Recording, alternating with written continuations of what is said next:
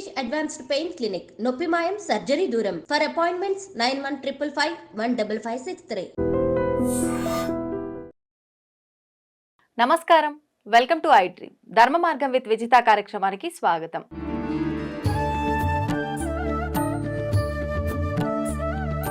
ప్రస్తుతం మనతో పాటు ఉన్నారు ప్రముఖ ఆధ్యాత్మికవేత్త చింతా రుక్మాంగదరావు గారు. ఇప్పుడు వారితో మాట్లాడి మరిన్ని విషయాలు తెలుసుకుందాం, మనకున్న సందేహాలన్నింటినీ కూడా నివృత్తి చేసుకునే ప్రయత్నం చేద్దాం. నమస్కారం అండి. మాతృదేవోభవ, పితృదేవోభవ, ఆచార్య దేవోభవ. మీలోనూ భగవంతుడు ఉన్నాడు, నాలోనూ భగవంతుడు ఉన్నాడు. అసలు భగవంతుడు లేనిది ఎక్కడ, ప్రతి మూలన ప్రతి దాంట్లో భగవంతుడు ఉన్నాడు అని చెప్పి అంటారు. అది వస్తువులో అయినా సరే, మనుషులో అయినా సరే, ఒక ప్రాంతంలో అయినా సరే. మరి అంతటా భగవంతుడు ఉన్నప్పుడు ప్రత్యేకించి ఆలయానికే ఎందుకు వెళ్ళాలి? ప్రత్యేకించి మన ఇంట్లో ఒక పూజా మందిరం ఎందుకు ఉండాలి? దేహో దేవాలయో ప్రోక్తో జీవో సనాతన. దేహమే దేవాలయము, జీవుడే సనాతన దైవము. దానికి అర్థము అహం బ్రహ్మాస్మి అంటే నేనే బ్రహ్మని. మరి నిగ్రహం లేని వాళ్ళు విగ్రహం దగ్గరికి వెళతారు, నిగ్రహం ఉన్న వాళ్ళు తాను ఎక్కడున్నా దేవుని చూస్తారు. అంతటి జ్ఞానం ఇప్పుడు ఉందంటారు అందరిలో? ఖచ్చితంగా ఉంది. ఎవరికి వాళ్ళు గుర్తించుకోవడం లేదంతే. సింపుల్, ఒకే ట్రిక్.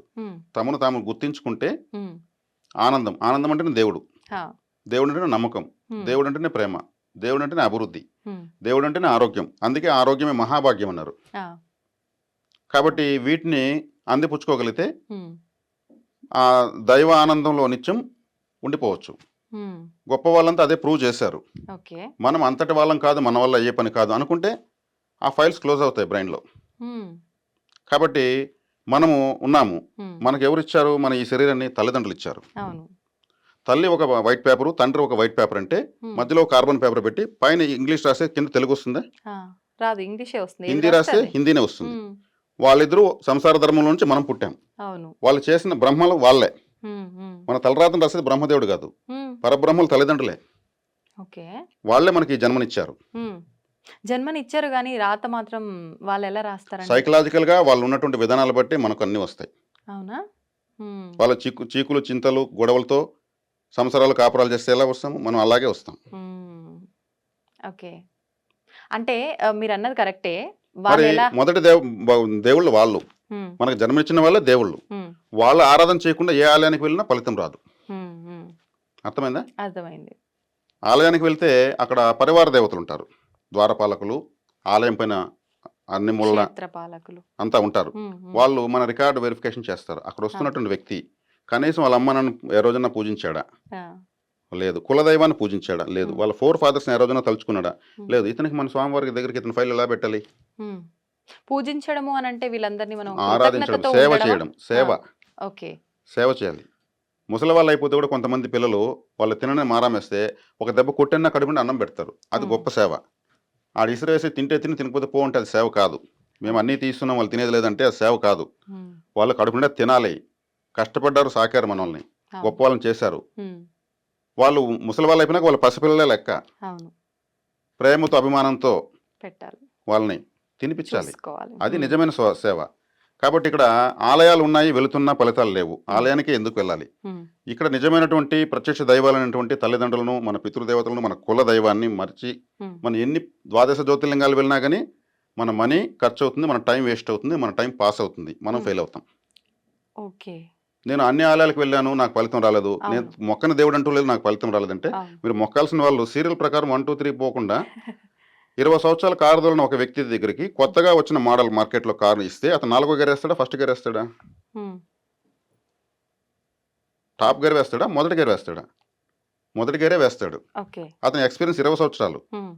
అట్లా మనం ఎక్కడికి వెళ్ళినా ముందు మన మొదటి గేర్ తల్లిదండ్రి ఇక్కడ కంప్లీట్ చేస్తే అక్కడికి వెళ్ళగానే మనకు ఎంత జనాలు ఉన్నా కానీ మనకు శీఘ్ర దర్శనం జరిగిపోతుంది. తల్లిదండ్రులను విస్మరించి, కులదైవాన్ని విస్మరించి, పితృదేవతలను విస్మరించి మన డబ్బులు బందాతో మనం వెళ్ళి అక్కడ 1000 రూపాయల టికెట్ కొనుక్కుని దర్శనానికి వెళ్ళి వచ్చినంత మాత్రం అనుగ్రహాలు దొరకవు. ఇప్పుడు చాలా మంది తల్లిదండ్రులని ఓల్డ్ ఏజ్ హోమ్స్ లో వేసి మేము బాగానే ఉన్నాము అన్నట్టుగా, బాగున్నట్టుగానే కనిపిస్తుంటారు కదా, మరి వాళ్ళ పరిస్థితి ఏంటంటే? బాగున్నట్టు, సంతోషంగా ఉన్నట్టు అన్ని నట్లు బోల్ట్లే, అక్కడ వాస్తవంగా ఏమీ లేదు. ఓకే, వాళ్ళ భ్రమలో ఉన్నారంటారా? స్విగ్గీ జొమాటో నుంచి ఆటలు సాకుతున్నారు తల్లిదండ్రులను. అది ఇప్పుడు ఒక ఓల్డేజ్ హోమ్ పెడుతున్నారంటే ఆ ఓల్డేజ్ హోమ్ అనేది ఏంటంటే, ఒక ఓల్డేజ్ హోమ్ కడితే అతని దృష్టిలో అది పాజిటివ్. కానీ నేను అతను మేము ఓల్డేజ్ హోమ్ పెట్టిన వాళ్ళు నేను విమర్శించడం లేదు. విమర్శించట్లేదు. కానీ ఒక ఓల్డేజ్ హోమ్ పెడితే మేనిఫెస్టో అవుతుంది. ఉమ్, అతను థాట్ రిలీజ్ చేస్తాడు యూనివర్స్కి, అవును. నాకు 100 మంది ముసలి వాళ్ళు కావాలని. అప్పుడు ప్రకృతి ఏం చేస్తుంది, ఈ 100 మందిని తరమేల పిల్లలు ఓల్డేజ్ హోమ్లోకి, అంటే పంపించు. ఇలా మేనిఫెస్టో జరుగుతుంది. ఉమ్, అది కట్టకపోతే ఆ 100 మంది అక్కడికి రారు. ఉమ్, 100 మందికి ఒకే చిన్న టీవీ పెడతారు. 100 మందికి 100 రకాలు ఉంటాయి, 100 రకాల టీవీలు పెట్టరు కదా. పెట్టరు. పిల్లలతో, కొడుకు కోడళ్ళతో, మనవరాళ్ళతో ఆడుకునే వయసులో, ఉమ్. ఆడుకోవాల్సిన టైంలో ఎక్కడో విసిరివేయబడ్డట్టు. అంటే ఈ ఓల్డేజ్ హోమ్స్ లేకముందు ఎవరు పేరెంట్స్ని బయటికి పంపించిన వాళ్ళు లేరంటారా? చాలా చాలా పెద్ద పెద్ద గొడవలు అయ్యి పేరెంట్స్ గురించి రచ్చ చేసి వద్దు అని పంపించిన వాళ్ళని కూడా చాలా మందిని చూసాం, రోడ్డు మీద పడ్డ కర్మ వాళ్ళని చూసాం సిద్ధాంతం, కదా. దాన్నే కర్మ సిద్ధాంతం అంటారు. ఉమ్, వీళ్ళ ధర్మాలను సక్రమంగా నిర్వర్తించి ఉండకపోతే, ఉమ్, వీళ్ళ చిన్న వయసులో వాళ్ళ తల్లిదండ్రులను విస్మరించుంటే, వీళ్ళు ముసలి వాళ్ళు అయిన తర్వాత వీళ్ళకి అదే పరిస్థితి వచ్చింది అదే ఊర్లో అంటూ ఉంటారు. ఆ, వీళ్ళు చిన్నప్పుడు వాళ్ళ వాళ్ళ అత్తమామను చూడలేదు, అత్తమామని. వాళ్ళ అమ్మ నాన్న చూడలేదు, ఈయన భార్య మాట విని వాళ్ళ అమ్మ నాన్న వదిలేశాడు. ఆ, ఇప్పుడు వాళ్ళ పిల్లలు అదే చేశారంటారు. ఉమ్, యద్భావం తద్భవతి. మీరు మ్యారేజ్కి వెళ్తారు, ఉమ్, ఏడుస్తూ వెళ్తారా? లేదు. సంతోషకరమైన నవ్వుతూ విషయంగా సంతోషంగా వెళ్తారు. ఉమ్, ఒక డెత్కి వెళ్తారు, నవ్వుతూ వెళ్తారా? వెళ్ళము. యద్భావం తద్భవతి. అక్కడ ఉన్న దాన్ని బట్టి మనం ఫీల్ అయ్యి వెళ్తాం. ఉమ్, వీళ్ళు ఏం చేశారో అదే వీళ్ళకి అదే వయసు వచ్చేకాడికి అదే ప్రాప్తిస్తుంది. అది ఉమ్, ఎన్నో సినిమాలు కూడా పెట్టి తీశారు. అవును. వీళ్ళు బాధపడతారు, ఉమ్, ఏమని, మనం చేసిన దానికి మన పిల్లలు ఇలా చేశారు. జరిగింది. ఉమ్, చిన్నప్పటి నుంచి వాళ్ళ తల్లిదండ్రులు చూసుకోవడంతో వీళ్ళ పిల్లలు వీళ్ళ నెత్తిన పెట్టుకుని చూసుకుంటారు. ఉమ్, చిన్న బిడ్డలుగా చేతుల్లో ఎత్తుకుని తిరుగుతారు. అట్లాంటి వాళ్ళని చూసాం మనం. అవును. కాబట్టి ఇక్కడ సత్కర్మ దుష్కర్మ, సత్కర్మాచరణకు పోతే సత్ఫలితాలే వస్తాయి, దుష్కర్మాచరణ చేస్తే ఉమ్, దుష్ఫలితాలే వస్తాయి. దుష్ఫలితాలే వస్తాయి. కర్మ సిద్ధాంతం అదే చెప్తా ఉంది. ఉమ్, కాబట్టి మనం ఇప్పుడు మనకు అవకాశం ఉన్నంతలో మన తల్లిదండ్రుల సేవ చేస్తే ఉమ్, దైవ సేవ అవసరం లేదు. ఆ, విఘ్నేశ్వరుడే అదే తెలియజేశాడు, మొట్టమొదటి దేవుడు. ఉమ్, తల్లిదండ్రులే సర్వము సమస్త విశ్వం అని వాళ్ళని ప్రదర్శన చేసి వాళ్ళు ఇచ్చిన జ్ఞానఫలాన్ని తీసుకున్నాడు. ఉమ్, వాళ్ళ తల్లిదండ్రులు ఆమోదించారు. ఆ, మరి అదే కదా తల్లిదండ్రులు మనం విస్మరించి అవును. ఇంకా ఆలయాలకు వెళ్ళినా ప్రయోజనం లేదు. లేదు. అయితే ఇప్పుడు యద్భావం తద్భవతి అన్నారు. అంటే మనం మంచి చేస్తే మంచే, చెడు చేస్తే చెడే. అంతే. ఇప్పుడు అత్తమామల విషయానికే వస్తే ప్రస్తుత యువత అంతా ఫేస్ చేస్తున్న ఒక చిన్న మాట, అంటే అత్తమామ ఎంత మంచిగా చూసుకున్నా కోడలు వాళ్ళని వద్దు అనుకోవడం ఒక రకంగా ఉన్నారు. లేదు, కోడలు కరెక్ట్గా ఉన్నా కూడా అత్తమామలు ఎంతసేపు పెడసరంగా మాట్లాడడము, కోడల్ని దూషించడము, కొడుకు కోడలికి మధ్య వివాదాలు వచ్చేటట్టుగా చేయటము, ఇలా చేసే వాళ్ళు కూడా ఉన్నారు, లేరని చెప్పలేము. అయితే ఇప్పుడు మనం ఏది చేస్తే అదే వస్తుంది అని చెప్పి వాళ్ళు ఒకవేళ మనతో ఇలా బిహేవ్ చేస్తున్నారు, నేను కరెక్ట్గానే ఉన్నా అన్నప్పుడు నేను వాళ్ళతో ప్రేమగానే ఉండాలా? ఏ రోజు నేను ఎదురు తిరిగి ఒక మాట అనకూడదా? అంటే ఏం చెప్తారు? ఇక్కడ తల్లిదండ్రులు మామూలుగా అందరూ కాదు, కొంతమంది ఉమ్, అల్లుడు కూతురు మాట వింటే అల్లుడు చాలా మంచోడు. అవును. అదే కోడల మాట కొడుకు వింటే వీడు భార్యకు లొంగిపోయాడు. లొంగిపోయాడు. అక్కడ కోడలు ఆడబిడ్డే, కూతురు ఆడబిడ్డే. అంతే. ఇక్కడ మాత్రం అల్లుడు లొంగిపోలేదు, అల్లుడు మంచివాడు. మంచివాడు. ఇక్కడ కోడల మాట కొడుకు వింటే కొడుకు చేతగానివాడు, మార్చేసింది. ఆ, కొడుకు చేతగానివాడు. అంతే. ఇక్కడ అల్లుడు మంచోడు, కొడుకు చేతగానివాడు. ఉమ్, ఉమ్, అక్కడ కోడలుగా వచ్చిన ఆమెను ఉమ్, వాళ్ళు కూడా ఒక తల్లిదండ్రులు సాకి పెంచి నమ్మకంతో ఇచ్చారు. అత్తామామల్ని మమ్మీ డాడీని పిలిచే కోడలు ఎంతమంది ఉన్నారు? కూతురులాగా చూసుకుంటున్న అత్తామామలు ఎంతమంది ఉన్నారు? ఉన్నారు కొంతమంది. కొంతమంది, ఉమ్, అందరూ లేరు. లేరు. వాళ్ళని అలాగే చూసుకోవాలి. ఉమ్, అత్తామామను అమ్మా నాన్నని పిలిచాలంటే అదొక అదృష్టం. ఉమ్, ఉమ్, కొడుకు కన్నా ఆమె నెత్తబెట్టుకుని సంకలోకి ఎత్తుకుని తిరగాలి, సేవ చేయాలి. నువ్వు మా బిడ్డమ్మ, నువ్వు ఉమ్, మీ అమ్మ, వాళ్ళ నాన్న అమ్మ నాన్నే ఈర్షపడాలి. మనమేం చూసాము, ఉమ్, వాళ్ళు చక్కగా చూస్తున్నారు, మన అదృష్టం, మన బిడ్డ అదృష్టమని. అవును. ఇటువంటివి ఆలోచించినప్పుడు అటువంటి ప్రయత్నాలు, అటువంటి పనులు చేయడానికి పోటీ పడాలి. ఉమ్, ఇక్కడ వచ్చే కాడికి ఇప్పుడు స్టీరింగ్ కమిటీ చైర్మన్ ఒక వ్యక్తి ఉంటాడు ఆ, ఒక సంస్థకు. ఆ, అంటే అతను స్టీరింగ్ అతని చేతిలో ఉంటుంది. అతను ఎలా తిప్పితే బండి అలా ఆ సంస్థ అలా వెళ్తుంది, ఇలా తిప్పితే ఇలా వెళ్తుంది. ఇప్పుడు ఈ అమ్మాయిని ఒక ఇంట్లో ఇస్తే ఈమె వెనకాల ఒక స్టీరింగ్ కమిటీ చైర్మన్ ఉంటుంది. ఆమె ఎవరు ఐడెంటిఫై చేయడం కష్టం. ఉమ్, ఫోన్ చేసి చెప్తా ఉంటుంది, నువ్వు అడగగానే మీ అత్తకు ఇలానే ఇవ్వు, ఉమ్, పూర్తిగా కప్పు కాఫీ ఇవ్వద్దు, సగమే ఇవ్వు.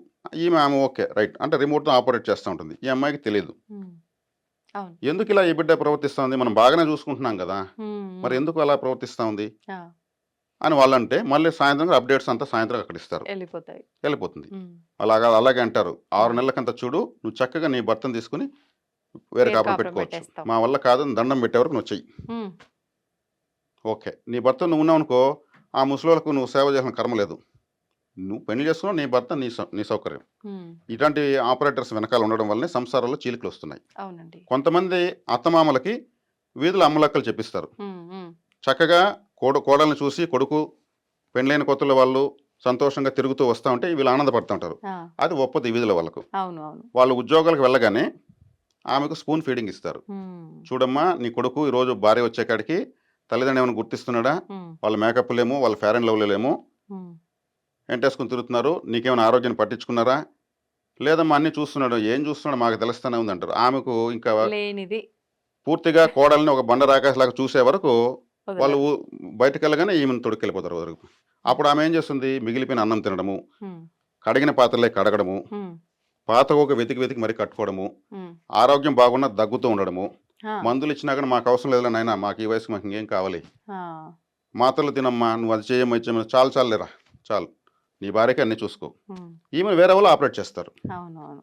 నువ్వు అలాగే ఉండు. ఉమ్, ఇప్పుడు భార్య వచ్చేకాడికి తల్లి చేదైపోయింది. చేదైపోయింది. అంటే ఇక్కడ ఎవరు చేస్తున్నారు, ఉమ్, కొంతమంది స్టీరింగ్ కమిటీ చైర్మన్స్ అంతే. పుడతారు, వీళ్ళ ప్రమేయం ఎక్కడా వీళ్ళ లేదు. ప్రమేయం ఉండదు, వీళ్ళు ఐడెంటిఫై చేసుకోరు. వాళ్ళు చెప్పించబట్టే కదా వారం రోజులు మనం మన కోడల్ని ఇలా అవును. చూస్తున్నాము. ఆమె ఫోన్ చేస్తుంది, అమ్మ మా అత్త బాగానే ఉన్నది నెల రోజులు, ఏమైందో ఏమో ఎవరేం చెప్పించారు మాకు తెలియదు, ఉమ్, మేము డ్యూటీకి వెళ్ళగానే ఆమెకు ఎవరైనా చెప్తున్నారు, ఉమ్, ఆమె లేని దగ్గుతా ఉంది, లేని జ్వరాన్ని నటిస్తూ ఉంది, మందులు తీస్తే విసిరాడ పారేస్తూ ఉంది, ఉమ్, మిగిలిపోయిన అన్నం అంతా ఆమె తింటా ఉంది, ఉమ్, మా బతుకు ఇది చాలే అంటుంది. ఉమ్. ఎక్కువ మాడితే మేము అంత కష్టపడి సాకాము, ఇంతపడి కష్టపడి సాకాము, ఈరోజు మీరు ఇలా మమ్మల్ని లెక్క చేయడం లేదంటుంది. చక్కగా ఓ బెడ్రూమ్ కట్టిస్తే ఉమ్, మాకెందుకు ముసలోళ్ళు ఉమ్. అంటా ఉంది. ప్రతి ఒక్కటి కంప్లైంట్ కంప్లైంట్ కంప్లైంట్ అంతే. ఇలా చేస్తున్నారు. ఉమ్, ఈ స్టీరింగ్ కమిటీ చైర్మన్ ఎవరు కనిపెడతారు? ఉమ్. నేను చెప్పింది వాస్తవం కదా. వాస్తవం అండి. ఇప్పుడు సీరియల్ వచ్చేసాయి, ఉమ్, అత్తకు విషయం పెట్టిన కోడలు, ఉమ్. టైటిల్ రేపు రేపు ఎపిసోడ్లో అత్త గొంతు పోయినానికి కత్తి పెడుతుంది, రేపటి తర్వాత సంచికలను వేసేస్తారు, వీళ్ళు టెన్షన్ అయిపోతుంది. అంతే. తమిళనాడులో ఒక సంఘటన జరిగింది. ఆ, చక్కగా ఒకే అమ్మాయి ఒకే అబ్బాయి ఉమ్, పెళ్లి చేశారు, ఉద్యోగము, అమ్మాయికి ఏమీ చేయాల్సిన అవసరం లేదు, ఇంట్లో కూర్చొని సోఫాలో కూర్చొని టయానికి తినేసి టీవీ చూసుకోవడమే. ఆ, అంటే వాళ్ళకు ఉద్యోగం చేసి సంపాదించిన అవసరం లేదు. ఉమ్, ఆ అబ్బాయి వెళ్ళిపోతాడు, సాయంత్రం వస్తాడు, ఉమ్, క్యారీ ఇచ్చేస్తాడు, ఈ అమ్మాయి సోఫాలో కూర్చొని టీవీ చూస్తూ ఉంటుంది. ఉమ్. ఒకరోజు ఎవరో ఫ్రెండ్స్ ఫోన్ చేసి ఏదో సమ్ ఇష్యూ జరిగింది, టీవీలో వైరల్ న్యూస్ వస్తూ ఉంది. ఆ, ఫాస్ట్గా ఇంటికి వచ్చాడు, ఈ అమ్మాయి సీరియల్ చూస్తుంది, రిమోట్ అయితే న్యూస్ పెట్టాడు. ఆ, ఈమెకు ఇంట్రెస్ట్ సీరియల్, ఉమ్, అతను కోడలు ఏం చేస్తుంది, కోడలు అత్త ఏం చేస్తుంది, దీంట్లో నేను రిమోట్ న్యూస్ పెట్టాడు, ఈమె డిసప్పాయింట్ అయిపోయి ఈమె సీరియల్ పెట్టింది. ఆ. ఇతను పెరుక్కొని న్యూస్ పెట్టాడు, న్యూస్. ఆమె పెరుక్కొని సీరియల్ పెట్టింది. అంటే ఇద్దరు డిసప్పాయింట్ అవుతున్నారు. అవును. ఉండు కొద్దిసేపు ఒక న్యూస్ వస్తాను చూడాలని. ఉమ్, ఆమె ఒప్పుకోలేదు, అతను చిరాకేసి ఒక దెబ్బ కొట్టాడు, ఉమ్, లేసి నేరుగా బెడ్రూమ్లోకి వెళ్ళిపోయింది. ఉమ్, ఇతను మొత్తం న్యూస్ మొత్తం చూసేసి నిజమైన ఫ్రెండ్స్తో మాట్లాడి తలుపు తడితే తీలేదు, ఉమ్. ఎంత కొట్టినా తీలేదు. ఫైనల్గా తలుపు పగలు కొట్టి చూస్తే హ్యాంగింగ్ వేసుకోండి. ఉమ్, నన్ను డిసప్పాయింట్ చేస్తావా, నాకు మా అమ్మ ఎంత కట్నం ఇచ్చింది, ఉమ్. ఇల్లంత టీవీ పెడితే నన్ను ఒక సీరియల్ చూసుకునేవా, ఇదే మీనింగ్ అంతే. ఆలోచించండి, రియల్గా జరిగింది ఇది. మంచిని ఇంత తొందరగా తీసుకోరు మళ్ళీ. అవును మేడం, నేను ఒక జోక్ వేస్తాను, మీరు నవ్వుతారు, అదే జోక్ 5 సార్లు వేస్తాను, నవ్వుతారా? లేదు, రొటీన్ నేను అయిపోతుంది బాధలు కదా. చెప్తాను, 2 గంటల సేపు వింటారు, ఉమ్, బాధను ఎక్కువగా మీరు రిసీవ్ చేసుకోగలరు, ఉమ్, ఇంకా విందామనిపిస్తుంది. ఆ, అదే సంతోషాన్ని రెండోసారి చెప్పినా మూడోసారి చెప్పినా విసుగైపోతుంది.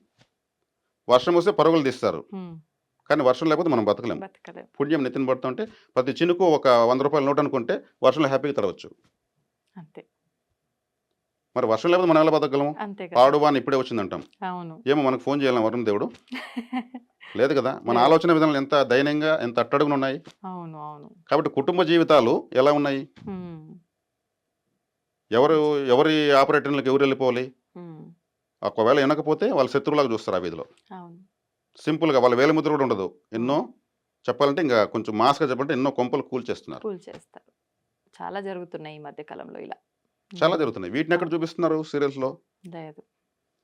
ఎంతసేపు ఉన్న పగలు ప్రతీకారాలు, ఈమె మీద ఆమె పగ తీర్చుకోవడం, ఆమె మీద ఈమె పగ తీర్చుకోవడం, లేదంటే ఒకరికి ఇద్దరు ఫైట్ చేయడం, ఇలాంటివే ఉన్నాయి ఎక్కువగా. మరి వాటిని ఎక్కువ చూస్తున్నారు. ఉమ్, బ్రెయిన్ ఎక్కువగా ఏది లోడ్ చేసుకుంటే అదే తయారు చేసి బయటకు వెళ్తుంది. ఉమ్, అదొక క్యాపిటల్ సిటీ ఢిల్లీ లాగా అది బ్రెయిన్. ఓకే. మనం ఏది ఎక్కువ ఇష్టపడతామో దాన్ని మేనిఫెస్ట్ చేసేస్తుంది. ఉమ్, మరి ఇప్పుడు బ్రెయిన్కి మనం ఏమి ఇస్తున్నాము? నెగటివిటీనే ఇస్తున్నాం. ఎక్కువ చేస్తున్నాము. అది చేస్తుంది మనమే. ఉమ్, ఫైనల్గా బాధలు వస్తే దేవుడి దగ్గరికి వెళ్తున్నాము. అవును. దేవుడికి ఏం సంబంధం? ఉమ్, అప్పులు తీరలేదని దేవుడి దగ్గరికి వెళ్తారు. అప్పు చేసేటప్పుడు దేవుడు చెప్పామా? లేదు. మరి తీర్చేటప్పుడు ఎందుకు పోవాలి? అంటే నువ్వు కరెక్ట్గా ఇవ్వాలి కదా, నా పరిస్థితులకు తగ్గట్టుగా కరెక్టే. ఇవ్వలేదు కాబట్టి చేయాల్సి వచ్చింది. చేసిన అప్పైనా తప్పైనా ప్రతి ఒక్కటి దేవుడు చెప్పే చేయండి, తీరకపోతే అప్పుడు అడగండి. అంటే అప్పు చేస్తున్నప్పుడు కూడా భగవంతునికి చెప్పాలి, చెప్పాలా? స్వామి నా బతకడం కోసం నేను అప్పు చేస్తున్నా, ఉమ్, నీకు చూసి మొట్టమొదటిగా చెప్తున్నా, ఉమ్, నాకు తీరే మార్గంగా నువ్వు చూపించాలని చెప్పి ప్రతి అప్పు చేయండి, ప్రతి అప్పు తీరుతుంది. ఈ ఉమ్, పని ఎవరు చేయడం లేదు. తీరకపోతే మాత్రం దేవుడికి సంబంధం. ఆయన ఏమన్నా మధ్యలో సూరిటీ ఉన్నాడా? హామీ ఇచ్చాడా? లేదు కదా. ఆయన అసలు సంబంధం విషయాలు ఎంటర్ కాడు. అందుకే దేవుని మొక్కు తప్పులు తీరవు. దేవుడు చెప్పి చేస్తే తీరుతాయి. హ్మ్. ఓకే. అప్పులు అయిపోయినప్పుడు చెప్పే మాట ఏదో అప్పు చేసేటప్పుడు చెప్పొచ్చు కదా! దానికి ఏమైనా జీఎస్టీ కడుతున్నారా? లేదు. లేదు కదా! కాబట్టి భగవంతుని ఎలా ప్రార్థించాలో, ఎలా ఆలోచింప చేయాలనేది కనుక్కుంటే చాలు. హ్మ్. అంటే మన మెడ మీదకి ఏదన్నా వచ్చినప్పుడే భగవంతుడు గుర్తొస్తాడు కదా! అవసరానికి ఎవరో ఒకరు ఇస్తారు. అప్పుడు ఆ గుర్తుకు రాడు. డబ్బున్నప్పుడు అదే ఆలయం ముందు పోతూ ఇలా చూస్తూ అదే గుడి ఎవరో పోతున్నారు తిక్కలోళ్ళు అనుకొని పోతారు. వీళ్ళ హ్మ్. కష్టాలు వచ్చినప్పుడు పోతే అదే గుళ్ళకి వీళ్ళు పరిగెత్తుకొని పోతారు. అవును. అవును. అంటే మనం పెట్టుకున్న ఏజెంట్ లాగా చూస్తారు దేవుడిని. హ్మ్. దేవుడు నా కళ్ళ చూడడం లేదు. ఆయన గుడ్డివాని చేస్తారు. హ్మ్. దేవుడు నా మాటలు వినడం లేదు. చెవిటివాని చేశారు. దేవుడు పట్టించుకోవడం లేదు. ఆయన ఒక అవిటివాని చేస్తారు. హ్మ్. ఏకంగా ఉన్నా లేకపోయినా ఎప్పుడు తిట్టేస్తారు. దైవారాధనలో, దైవ చింతనలో ఉన్నప్పుడు అన్ని బ్యాలెన్స్‌గానే పోతా ఉంటాయి. హ్మ్. ఆయన ఒక అడుగు నష్టం జరిగే చోట వెనక్కి లాగుతాడు. లాభం జరిగేటప్పుడు ముందుకు తోస్తాడు. హ్మ్. నమ్మిన తర్వాత. అవును. కష్టం వస్తేనే దేవుని గుర్తించినప్పుడు ఈయనకి హ్మ్. మళ్ళీ కోరిక తీరిస్తే అంతకుముందు లాగానే కదా వెళ్తాడు.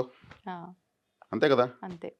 కానీ భగవంతుని ఎక్కువ ఆరాధించే వాళ్ళే ఎక్కువ కష్టాలు పడతారని అంటారు. నిజమేనా అండి ఇది? కాదంటారా? అంటే భగవంతుని ఎక్కువ ఆరాధించే వాళ్ళు ఎవరిని ఏ దేవుడిని ఆరాధిస్తే హ్మ్. ఏ దేవుడి దగ్గర మన జీవితానికి కావాల్సిన అనుమతి ఉంది అని తెలుసుకునే ఒక ఫార్ములా ఉంది. అంటే? అనుమతి అంటే హ్మ్. మనకు అనుగ్రహం అని అర్థం. ఓకే. ఇప్పుడు మీకు ఒక ఆఫీసర్‌తో పనుంది. హ్మ్. ఆ ఆఫీసర్‌కి మీ పనితో సంబంధం లేని ఇంకొక ఆఫీసర్ దగ్గరికి పోతే మీకు పనవుతుందా? అవ్వదు. కలెక్టర్ ఆఫీస్‌కి పోవాల్సింది తహసీల్దార్ ఆఫీస్‌కి పోతే పనవుతుందా? కాదు. 2 గవర్నమెంట్ ఆఫీసెసే. హ్మ్. హ్మ్. అనుమతి ఎక్కడుంది? కలెక్టర్ ఆఫీస్‌లో ఉంది. అవును.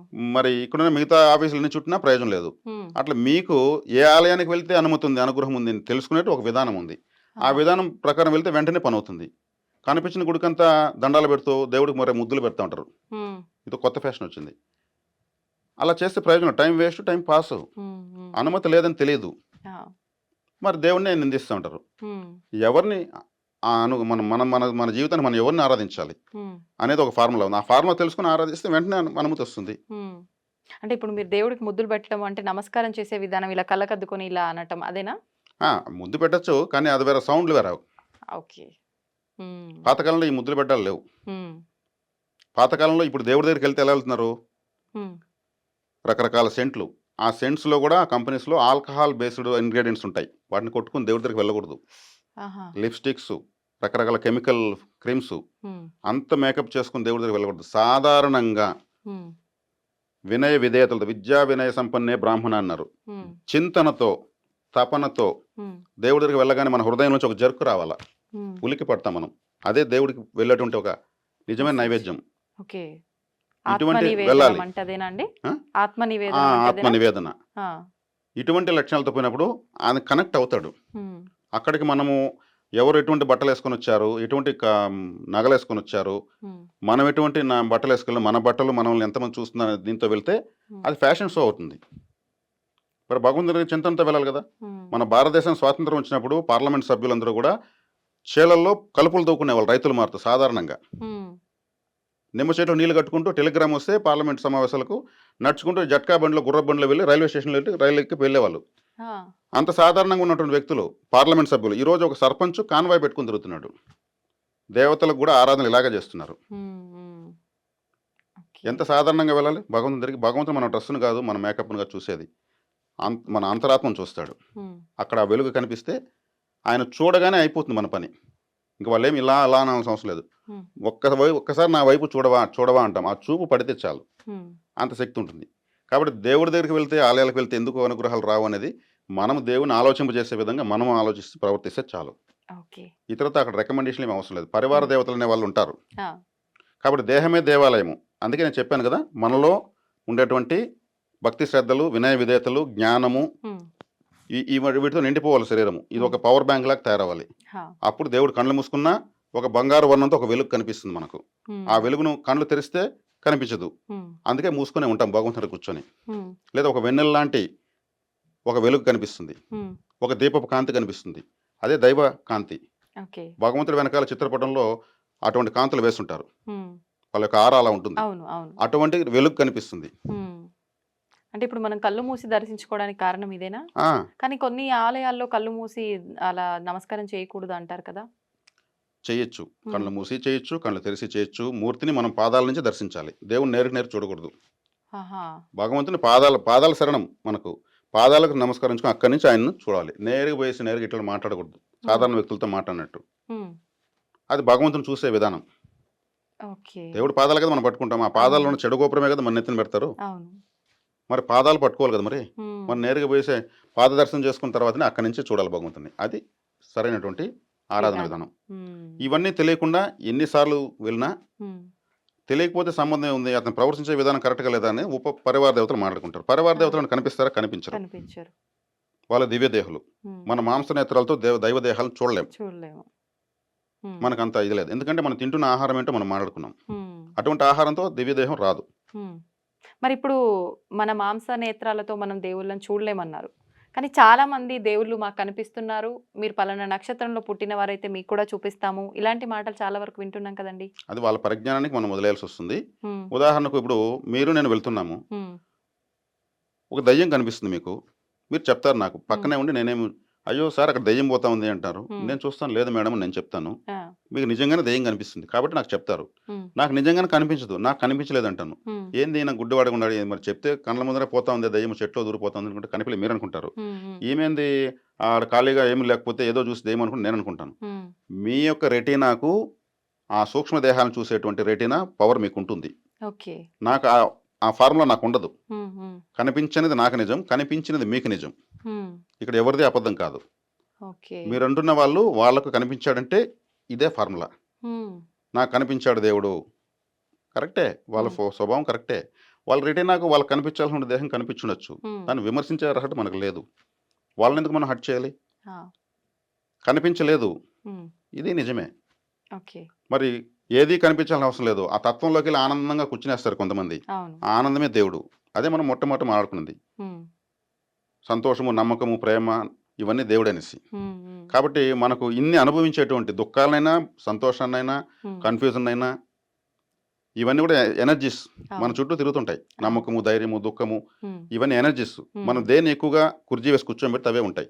ఓకే. దుఃఖానికి ఎక్కువ కుర్జీ వేస్తున్నాం, ఉమ్, దాన్ని కేర్ చేయకపోతే వీడి దగ్గర విలువ లేదని అదే వెళ్ళిపోతుంది. ఉమ్, మనం దానికి జమ్మని సింహాసనం వేసి కూర్చోబెడితే అదే ఉంటుంది. ఉమ్, బాధ ఇంకొకరు చెప్తే వాళ్ళు చక్కగా రిసీవ్ చేసుకుంటారు, టన్నులు టన్నులుగా ఎదురు ఏడ్చుకుంటారు. అవును. అదే సంతోషాన్ని ఎందుకు ఆహ్వానించకూడదు? ఉమ్, ఓర్చుకోలేరు కదా ఫస్ట్ సంతోషాన్ని ఎవరితో అన్నా షేర్ చేస్తే. ఓర్చుకోవచ్చు ఉమ్, సాధన ద్వారా, ఉమ్, తపస్సు ద్వారా మహాశక్తి వస్తుంది. ఉమ్, తపస్సు అంటే ఏమీ లేదు, కూర్చొని మన సమస్యలు మనం ఎన్ని ఉన్నాయో లెక్క పెడితే చాలు. ఒక గంట సేపటికి ఏది ఉండదు మన మైండ్లో. అంటే ప్రతిదీ ఆలోచన చిన్నగా. రహిత స్థితి మెడిటేషన్ అంటారు. ఉమ్, ఆలోచన, నాకు ఏ ఆలోచన రాలేదని మనం అనుకున్నాం, అది కూడా ఆలోచనే కదా. అవును. మరి ఆలోచన రహిత స్థితి ఎక్కడుంది? ఉమ్, మన సమస్యలు ఎన్ని ఉన్నాయి లెక్క పెడదామని కూర్చొని కళ్ళు మూసుకుంటే మనకు కాని వాళ్ళే గుర్తొస్తారు. కళ్ళు తెరిచేస్తాం వాళ్ళు తలుచుకుంటే, ఉమ్, అయినా కూర్చోవాలి. కొద్దిసేపటికి ఇంకోటి గుర్తొస్తుంది, ఉమ్, ఇంకోటి. ఎన్ని ఉన్నాయి మీ బ్రెయిన్లో అడ్డంగా ఆలోచనలు, అవును. అన్నీ ఎగిరిపోతాయి, వచ్చి వచ్చి కరెక్షన్ అవుతుంది. ఆ, చివరిలో మీరు ఆలోచించాలి, ఆలోచన లాగాలి, ఉమ్, చాలు. ఆత్మతృప్తే, అదే దైవత్వం. ఓకే. ఇలా ఉంటుంది. ఇవంతా ఉమ్, సింపుల్ మేడం. ఆ, దీనికి ఏదో యూనివర్సిటీలకు వెళ్ళాల్సిన అవసరం లేదు. చక్కగా ఆలోచించేది ఎలా ఆలోచించాలి. ఇప్పుడు కూడా మనం ఉమ్, బాగా ఆలోచించాలంటే ఎలా ఆలోచించాలో ఆలోచించాలి. ఆలోచననే ఆలోచన చాలా ఆలోచించాలి. శక్తివంతమైనది. ఉమ్, ఆలోచించాలి. ఓకే. మనం ఎలా ఆలోచించాలి అని ఆలోచించి మళ్ళీ ఆలోచిస్తే సరైన ఆలోచన వస్తుంది. ఉమ్, ఎట్టబడితే అట్ట ఆలోచిస్తే ఏది కరెక్టో ఏది తప్పో ఏదో తెలియదు. తెలుసుకోలేము. ఇటువంటి గందరగోళ స్థితిలో ఆలయానికి వెళ్తే ఉమ్, ఎలా ఉంటుంది? పిచ్చి పట్టిన గందరగోళంగానే. రాక్షసుడు భరతనాట్యం చేసినట్టు ఉంటుంది. అంతే అండి. కాబట్టి ఇలా ఉమ్, ఆలోచనలోనే మనకు మన దేహము దేవాలయము, జీవుడే సనాతన దైవము, ఉమ్, మనకు నిగ్రహం ఉంది. మనకు విగ్రహం కావాలంటే భక్త రామదాసు వారి దగ్గరికి ఉమ్, రాముడు డబ్బులు ఎత్తుకొచ్చి కట్టాడు. ఆ, దేవుడు వచ్చాడు కదా నిజమైన భక్తికి. ఉమ్, ఉమ్, నిదర్శనాలు ఉన్నాయి, సినిమాలు తీశారు కదా. ఉన్నాయి. జైల్లోకి వచ్చాడు కదా. సినిమాలని కాదు, నిజమే అంటారా అది? నిజమే, ఆ, పురాణాల్లో శాస్త్రాల్లో ఖచ్చితంగా ఉందా? జరిగింది, ఉమ్, నిజంగా జరిగింది. ఓకే. రాముల వారిని అడిగాడు ఆయన, ఆ, మరి నా కోసం వచ్చావు, మరి ఎందుకు నాకు ఇంత శిక్ష పడిందంటే, నువ్వు పంజరంలో రామచిలక పెట్టావు ఉమ్, ప్రియురాల కోసము, ఆ చిలుక యొక్క స్వేచ్ఛను హరించావు, హా, దాని కర్మ నువ్వు అనుభవించాల్సిందే, నిన్ను అనుభవం చేసేసాను. ఉమ్, తదుపరి జన్మలు నీకు ఉత్తమోత్తమైన జన్మలు ఇస్తాను. ఉమ్, దుష్కర్మకు దుష్ఫలితం, సత్కర్మకు సత్ఫలితం నీకు వస్తుంది ఉమ్, అని ఆయన చెప్పేశాడు. దేవుళ్ళు ఓకే. భక్తుడనేసి కర్మను అతిక్రమించరు, ఉమ్, కర్మను అనుభవించే శక్తి ఇస్తారు ముందు. దాన్ని అనుభవింప చేసి పుణ్యానికి కావాల్సిన దాన్ని విత్ ఇంట్రెస్ట్తో సహా 110 రూపాయలు వడ్డీ వేసి గంట ఇస్తారు పుణ్యాన్ని. ఓకే. వాళ్ళు ఏది ఉంచుకోరు. అందుకే అప్పు చేసేటప్పుడు, తప్పు చేసేటప్పుడు దేవుడికే చెప్పాలి. ఉమ్, మనల్ని ప్రమాదంలో ఉన్నప్పుడు ఎవరో ఒక వ్యక్తి సడన్గా వచ్చి కాపాడతాడు, అవును. పరిచయం ఉండదు, ఉమ్, దేవుళ్ళలాగా వచ్చి దేవుళ్ళలాగా కాపాడే ఉంటాం. ఎవరో తెలియదు, అతను దేవుడిని దండం పెడతాం. పెట్టేస్తాం. దైవం మానుష రూపేణ, ఉమ్, దేవుడు మనిషి రూపంలో ఉన్నాడు. కలియుగంలోనే దేవుడు వేగంగా ప్రసన్నమవుతాడు. హా, ముందు యుగాల్లో 100 సంవత్సరాలు తపస్సు చేస్తే కానీ రాడు. ఉమ్, ఒక వ్యక్తి 1000 సంవత్సరాలు తపస్సు చేసి బ్రహ్మదేవుడు ప్రత్యక్షమైతే స్వామి నేను 1000 సంవత్సరాలు తపస్సు చేశాను, ప్రసన్నమయ్యారు అంటే, ఉమ్, అవునా నీ తపశక్తి నిజంగా ఉంటే ఆడొక చెట్టు చూపించి దాన్ని కాల్చు అన్నాడంట. ఆ, దాన్ని కాల్చాడు. పరీక్షలు మళ్ళీ మళ్ళీ. పుట్టించు అన్నాడంట. ఉమ్, పుట్టించాడు. నీ 1000 సంవత్సరాల తపస్సు దాన్ని కాల్చడానికి దాన్ని పుట్టించడం సరిపోయింది, ఆ, ఇంకొక 1000 సంవత్సరాలు తపస్సు చేసి మళ్ళీ వస్తాను వెళ్ళిపోయాడంట. అరెరే, వాళ్ళ వేలుతో వాళ్ళ కంట్లోనే పొడిచినట్టుగా అయింది ఈ అనుకుంటా సంవత్సరం ఇక్కడ. ఇప్పుడు ఈ కలియుగంలో అన్ని సంవత్సరాలు తపస్సు అవసరం లేదు. ఉమ్, సరైన ఆలోచన విధానంతో దేవుడు ప్రసన్నమైపోతాడు. నేను ఓకే. చెప్పాను కదా, ఆలయాన పోలి ఎలా ప్రవర్తించాలి. అవును. ఇట్లా ఉమ్, చెప్తే కొన్ని నేను నోటితో చెప్పలేనివి, మీరు చెవులతో వినలేనివి ఎన్నో విషయాలు ఉన్నాయి. అవునా. అవన్నీ మనసుతో అలా అర్థం చేసుకోవాలి. ఆలయాల్లో ఉమ్, అన్ని అపరిశుభ్రమైనటువంటి వ్యవహారాలు జరిగిపోతున్నాయి. ఉమ్, ఆలయాన్ని కొన్ని అసాంఘిక కార్యకలాపాలకు అడ్డాలుగా చేసుకుంటున్నారు. ఓకే. ఎవరికెవరికి తెలిసినా చూసి, ఓహో వాళ్ళు ఇందుకు వచ్చారా, ఓహో వీళ్ళు ఇందుకు వచ్చారా, ఉమ్, టెంపుల్ వీళ్ళకి ఒక ప్లాట్ఫామ్ అయిందా, మరి ఎలా ఉంటుంది అది? మరి అలాంటివన్నీ భగవంతుడు ఎందుకు ఆపట్లేదంటారు? అప్పుడు ఆయనకు అవసరం ఉంది. ఆయన ఏమన్నా ట్రాఫిక్ పోలీసా? ఆయన ఏంటి కాపుతాడు? అంటే మనల్ని నడిపించేది వాళ్ళు ఆయన కదా. దుష్కర్మ చేస్తే ఉమ్, వాళ్ళే అనుభవించుకుంటారు. ఆ ఉమ్, తర్వాత కొద్ది రోజులను వాళ్ళకు ప్రకృతి యాంటీ అయిపోతుంది. ఓకే. దుష్ప్రవర్తనకి ఏమొస్తుంది? ఉమ్, కిరీటాలు వస్తాయి? రావు కదా. రావు. వాళ్ళే గొడవ పడతారు. ఆ రోజు గుళ్ళో నిన్ను నమ్మి వచ్చాను, ఉమ్, ఈరోజు బజార్లో తన్నుకుంటున్నాము. అవే మారిపోతాయి. మేనిఫెస్ట్ చేస్తుంది ప్రకృతి. ఉమ్, ఎక్కడ ఎలా ప్రవర్తించాలో అనేది విద్యా వినయ సంపన్న బ్రాహ్మణ అన్నాం కదా. అవును. ఆ విజ్ఞత, ఆ సభ్యత అభివృద్ధి చేస్తున్నటువంటి పవిత్ర స్థలమే ఆలయం. ఉమ్, ముస్లిం సోదరులకు మసీదు కావచ్చు, క్రిస్టియన్ సోదరులకు చర్చ్ కావచ్చు, మనకు మన ఆలయాలు కావచ్చు, పవిత్రమైనవే. అవును. అక్కడ ఎలా శుభ్రంగా ఆలోచించి శుభ్రంగా ప్రవర్తించాలి. ఉమ్, అవి పవిత్రతని అలా ఉంచాలి మనం. దాన్ని కాపాడకుండా ఉమ్, ఉమ్, దేవుడే చేయలేదు, దేవుడే పట్టించుకోలేదు, దేవుడు మనకు ఆయన చాలా ఫ్రీ ఆఫ్ కాస్ట్ దొరికాడు. ఎన్ని మాట్లాడినా ఆయన ఏమి అనడు కాబట్టి. అవును, రియాక్షన్ ఉండదు ఆ. కాబట్టి. ఉమ్, కాబట్టి దేవుడు అందరినీ సమానంగా చూడలేదంటే ఆయన అన్ని సమానంగా ఇచ్చేశాడు. ఉమ్, సూర్యకాంతి ఒక్కొక్కరికి ఒక్కొక్క డిగ్రీ వస్తుందా? ఉమ్, లేదు అందరికి. గాలి ఒక్కొక్కరు తక్కువ ఎక్కువ వస్తుందా? నీళ్ళు ఏమైనా అందరికీ రకరకాల దొరుకుతుందా? అన్ని పంచభూతాలు సమానంగా పంచబడ్డాయి. అసమానతలు మనం పెంచుకున్నాం. దేవుడు అందరికీ సమానంగా అన్ని ఇచ్చేశాడు. ఈ జన్మను ఇచ్చిన దానికే దేవుడికి మనం జీవితాంతం రోజుకో 1,000,000 దండాలు పెట్టచ్చు. ఇంకా మళ్ళీ ప్రతి ఒక్కదానికి మనం దేవుడి దగ్గరికి వెళ్ళి మెనూ పెడుతున్నాం, నాకు ఇది కావాలి అది కావాలని. ఈ జన్మ రావాలంటే దుర్లభం, మానవ జన్మ దుర్లభం. దుర్లభమైనటువంటి జన్మను మనకిచ్చి మళ్ళీ మనతో టార్చర్ ఆయనకి ప్రతిరోజు టార్చరు. మరి ఏమన్నా చెప్పి చేస్తున్నామా? లేదు. ఎవరు చెప్తున్నారు? మేము అప్పులు చేస్తున్నాం. ఎంతమంది గుడికి వెళ్తున్నారు? అప్పులు తీరలేదని వెళ్తున్నారు. అదే చేసేటప్పుడు వెళ్ళండి, తీరుతాయి. ఒకవేళ తీరకపోతే ఆ దేవుని వదిలేయండి, నమ్మొద్దండి. ఇప్పుడు మీరు భగవంతుడి దృష్టిలో అందరూ సమానమే అన్నారు, కానీ మనం వెళ్ళే మార్గమే ఎక్కువ తక్కువగా వెళ్తుంది కాబట్టి వెళ్ళే మార్గాన్ని బట్టి అది మనం అటు వెళ్తున్నామా ఇటు వెళ్తున్నామా మనమే ఎంచుకుంటున్నాం ఒక మార్గాన్ని అన్నారు. అంటే కొంతమంది పుట్టుకతోటే ధనవంతులుగా పుడుతున్నారు, అది వాళ్ళు ఎలా ఎంచుకున్నట్టు అంటారు? కొంతమంది పుట్టుకతోటే కట్టిక దరిద్రం అనుభవించే వాళ్ళు ఉన్నారు, ఎలా సమానం అంటారు? ఒక వ్యక్తి ఎన్ని పుణ్యాలు చేస్తాడు, ఎన్నో దాన ధర్మాలు చేస్తాడు. తీసుకెళ్ళేటప్పుడు మనకు పాప పుణ్యాలు తీసుకెళ్తాము, ఈ శరీరాన్ని కాదు.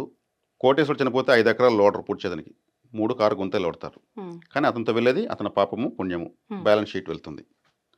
ఇప్పుడు ఆ పుణ్యము అనేది అతనికి బ్యాలెన్స్ షీట్లో ఉంది. కారణలోకం నుంచి మనం ఇక్కడ పుడతాం. కారణంలో ఏ కారణంగా మనం ఇక్కడ పుట్టాలి అనేది కారణలోకం. అక్కడ మాస్టర్స్ బ్యాలెన్స్ షీట్ తీసుకొస్తారు. బాబు నువ్వు గతంలో ఇంత పుణ్యం చేసావు, ఇంత పాపం చేసావు, నీకు ఇప్పుడు మళ్ళీ జన్మ కావాలి, నీకు ఈ సౌకర్యాలు ఉన్నటువంటి కుటుంబం కావాలి. ఇప్పుడు భూగోళం చూపిస్తారు. ఆస్ట్రేలియాలో ఒక జంట పెళ్లి చేసుకుంటూ ఉంటారు పేరెంట్స్, అదే సౌకర్యాలు ఉన్న వాళ్ళు ఇండియాలో చేసుకుంటూ ఉంటారు. ఇదే సౌకర్యం జపాన్లో పెళ్లి చేసుకుంటారు. ఒక 10 జంటలు చూపిస్తారు. వీళ్ళందరూ వివిధ దేశాల్లో ఉన్నారు భూమి పైన, కానీ సౌకర్యాలు ఈక్వల్. నీ బ్యాలెన్స్ షీట్ ప్రకారం ఫ్యామిలీ నువ్వు సెలెక్ట్ చేసుకోవచ్చు, సౌకర్యాలు మాత్రం ఈక్వలే. అప్పుడు అతని బ్యాలెన్స్ షీట్ ప్రకారం, సరే స్వామి నేను నా కర్మను పుణ్యాన్ని ఇలా ఇలా నేను ఖర్చు పెట్టుకుంటాం, నాకు ఈ కుటుంబం చాలు, సోన్సా హైదరాబాదు శ్రీనగర్ కాలనీ మనమే సెలెక్ట్ చేసుకుంటాం. అక్కడ వచ్చి వాళ్ళకు మనం పేరెంట్స్గా తీసుకుంటాం. కారణం తెలిసిపోయింది, వచ్చేసాం. ఎక్కువ పుణ్యం చేసిన వ్యక్తికి పుట్టగానే టేబుల్ బంగారు స్పూన్తో పాలు తాగిపించేటువంటి ఫ్యామిలీ దొరుకుతుంది. బ్యాలెన్స్ షీట్లో బ్యాలెన్స్ ఎక్కువ ఉంది. 100 ఏటీఎం కార్డులు ఉండి ఒక దాంట్లో కూడా బ్యాలెన్స్ లేకపోతే జోబీలో అడ్డం అవి. ఒకే ఏటీఎం కార్డు ఉండి ₹1,00,00,000 బ్యాలెన్స్ ఉంటే ఎలా ఉంటుంది? మన బ్యాలెన్స్ షీట్ ఎంత? మనం అందుకు ఇప్పుడు అవకాశం ఉంది. ధర్మంగా ఆలోచిద్దాం, ధర్మంగా బతుకుదాం, 10 మందికి ఆదర్శంగా పోదాం. పాపాన్ని మనమే సంపాదిస్తున్నాం, పుణ్యాన్ని మనమే సంపాదిస్తున్నాం. మనం చేసుకున్నదే మనకు వస్తుంది. ఒక అబ్బాయి 5 సంవత్సరాలు చదువుతాడు, 4 సంవత్సరాలు చదువుతాడు, తను రాసిన ఎఫర్ట్ బట్టి మార్కులు వస్తాయి, దాన్ని బట్టే ఉద్యోగం వస్తుంది. ఏమి చదివిన వ్యక్తి కూడా 5 సంవత్సరాలు అయిపోతుంది, ఉద్యోగం ఎలా వస్తుంది? ఉమ్, జన్మోద్ధరణ కావాలి. జన్మోద్ధరణ కావాలంటే మనం ఈ జన్మలో అవకాశం ఉన్నప్పుడు ఉన్నతంగా ఆలోచనలతో, విలువలతో బతకాలి. ఉమ్, అలా బ్రతకపోయినప్పుడు మనకు బ్యాలెన్స్ షీట్ రాదు. ఉమ్. ఎలా వస్తుంది? మీకు చక్కగా అర్థమైంది అనుకుంటాను. అర్థమైంది, అర్థమైంది. ఇప్పుడు మీరన్నారు అంటే ఒక 4 ఆప్షన్ ఎంచుకోమంటారు అని. మనం ఎంచుకున్నాము. ఇక్కడ నాకు అంటే నేను అనుభవించాల్సిందే. ఇప్పుడు మీరు ఇందాక చెప్పింది ధనికుల సంబంధించిన ఎగ్జాంపుల్ చెప్పారు. నేను ఎగ్జాంపుల్‌కి అసలు బాగా ఇబ్బందులు పడి అసలు ఒక పూటకు గూడా గతి లేని స్థితిలో ఉన్న కుటుంబంలోనే ఒక పర్సన్ జన్మించాడనుకోండి. అంటే తన బ్యాంకు బ్యాలెన్స్‌లో ఆయన పాపాలే అనుభవించాలి, ఖచ్చితంగా కష్టాలు అనుభవించాలని రాసుంది. మరి ఇప్పుడు నేను దీన్ని తప్పించుకోవాలి అనంటే సాధ్యపడుతుందా? సత్కర్మాచరణ ద్వారా దాన్ని సాధించుకోవచ్చు. అంటే సత్కర్మ నేను ఈ జన్మలో చేస్తే, ఈ జన్మలోనే నేను మళ్ళీ నార్మల్ లైఫ్ అనుభవించొచ్చా? ఇది మళ్ళీ మరుసటి జన్మలో ఏమైనా? అది కర్మ తీవ్రతను బట్టి. ఈ హ్మ్. జన్మలోనే మీకు కావాలనేది బ్యాలెన్స్ షీట్ అయిపోతే హ్మ్. అప్పటి నుంచి మీకు అదృష్టం ప్రారంభమవుతుంది. హ్మ్. ఇప్పుడు కేఎఫ్‌సి చికెన్ అనేటువంటి ఓనరు 60 సంవత్సరాలకు ఆయనకి ప్రపంచం తెలిసాడు. హ్మ్. హ్మ్. ఆయన వయసు 60 సంవత్సరాలకు కేఎఫ్‌సి అనేది ప్రపంచానికి తెలిసింది. హ్మ్. 60 సంవత్సరాల వరకు ఆయన కృషి ఏమైనా ఆపాడా? లేదు. అప్పటి వరకు ఆయన సాధారణ వ్యక్తే కదా! అవును. మరి ఆయన యొక్క బ్యాలెన్స్ షీట్ 60 సంవత్సరాల వరకు ఓపెన్ కాలేదు. ఆయన క్రమశిక్షణతో వచ్చాడు. ఇప్పుడు హ్మ్. ఈ రోజు ఏ క్రికెట్ స్టేడియంలో చూసినా, ఫుట్‌బాల్ స్టేడియంలో చూసినా కేఎఫ్‌సి యాడ్స్ ఉంటాయి. హ్మ్. హ్మ్. ఆయన లేకపోయినా ఆయన లేడనే భావన రాదు. హ్మ్. కేఎఫ్‌సి ఉందంటే ఆయన ఉన్నట్టే ఉంటుంది. హ్మ్. మరి పుల్లారెడ్డి గారు, పుల్లారెడ్డి స్వీట్ ఉన్నంత వరకు ఆయనకు స్వీట్ కాంపిటీషన్ లేదు. ఆయన హ్మ్. తదనంతరమే తర్వాత గొప్ప గొప్ప కంపెనీలొచ్చాయి. అవును. దేవుడిచ్చిన వరం. హ్మ్. ఆయన గరిటె భుజాన వేసుకొని ఒక వంట మాస్టర్‌గా ప్రారంభించిన జీవితం, ఆ! ఆ క్రమశిక్షణకు, గత జన్మ కర్మ సిద్ధాంతం అన్నీ బ్యాలెన్స్ అయ్యి, హ్మ్. ఆయన గొప్ప వ్యక్తిగా మారాడు. స్వీట్‌కే ఆయన తలమానికంగా నిలిచాడు. హ్మ్. హ్మ్. ఇట్లాంటి ఆదర్శ వ్యక్తులు మనం ఆలోచిస్తే కర్మ హ్మ్. సిద్ధాంతం ఎవరికైనా ఎలా పనిచేస్తుందో తెలుస్తుంది. హ్మ్. కాబట్టి మనకు ఈ జన్మలోనే ప్రారంభం కావాలంటే అయిపోతుంది. హ్మ్. ఒకవేళ కాలేదంటే ఈ షీట్ బ్యాలెన్స్ ఎక్కడికి వెళ్ళదు. అది వచ్చి మెటీరియల్ అయిపోతుంది. ఒక హ్మ్. కుటుంబంలో జన్మించగానే వాళ్ళు రెడీగా ఉంటారు ₹1,00,000 ఖర్చు పెట్టడానికి బేబీ పుట్టగానే. హ్మ్. ఎగిరి గంతులేస్తారు. అంటే పుట్టగానే ఆ శుభవార్తకి 1,00,000 ఖర్చు పెట్టారంటే అటువంటి కుటుంబంలో మనం అడుగు పెట్టామంటే అది బ్యాలెన్స్ షీటే. హ్మ్. మా అమ్మాయి పుట్టిన మూలకన మాకు అన్నీ కలిసొచ్చాయంటారు. హ్మ్. ఒక కుబేర పుత్రిక పుట్టినట్టే లెక్క. హా! మరి ఏమేమి పుట్టగానే తల్లికి ఇబ్బంది, హ్మ్. తండ్రికి ఇబ్బంది అన్నప్పుడు అంటే ఆ బ్యాలెన్స్ షీట్ అక్కడ లేదు. ఇదే హ్మ్. కర్మ సిద్ధాంతం. దీన్ని సంపాదించుకోవడమే మనం చేసుకుంటే చాలు. హ్మ్. ఇప్పుడు మీరు పుట్టగానే తల్లికి ఇబ్బంది, తండ్రికి ఇబ్బంది అన్నారు గదా! ఇప్పుడు పుట్టినప్పుడు కొంతమంది కొన్ని కొన్ని రకాల గండాలతో పుడతారంటారు. అలా పుట్టినప్పుడు తల్లికి ఇబ్బంది అని కానీ, తండ్రికి ఇబ్బంది అని గాని, సరే తల్లి, తండ్రి అంటే మనం మీరిందాక చెప్పినట్టు ఒక ఆప్షన్ ఎంచుకొనొచ్చాము. మేనమామకి కూడా ఇబ్బంది అని చెప్పి కొన్ని సందర్భాల్లో మనం చూస్తూ ఉంటాం. ఇక్కడ వీళ్ళిద్దరికీ అంటే గత జన్మలో ఏమైనా బంధం ఉంటుందంటారా? ఎలా? ఖచ్చితంగా ఉంటుంది. మీకు హ్మ్. ఇంతకుముందే చెప్పాను. రుణానుబంధ రూపేణ పశుపత్ని సుతాలయ. హ్మ్. రుణంతోనే గత జన్మ రుణంతోనే. ఈ శ్లోకం స్టార్ట్ అయ్యేది రుణానుబంధంతోనే. హ్మ్. రుణం అంటే అప్పు. ఆ! ఎవరికి ఎవరున్నారు అప్పు? ఏ ప్రాంతానికి ఉన్నారు? హ్మ్. అనేటువంటిదని. పశు అంటే సంపద. హ్మ్. పత్ని అంటే భార్య లేదా భర్త. సుత అంటే పుత్రులు, పుత్రికలు. హ్మ్. ఆలయ అంటే మిగిలిన బంధువులు. సుతాలయం అంటే ఆ! బంధువుల యొక్క ఆలయం. ఆ! అక్కడ మేనమామలు, మేనత్తలు వస్తారు. అవును. తల్లికి సోదరులు. హ్మ్.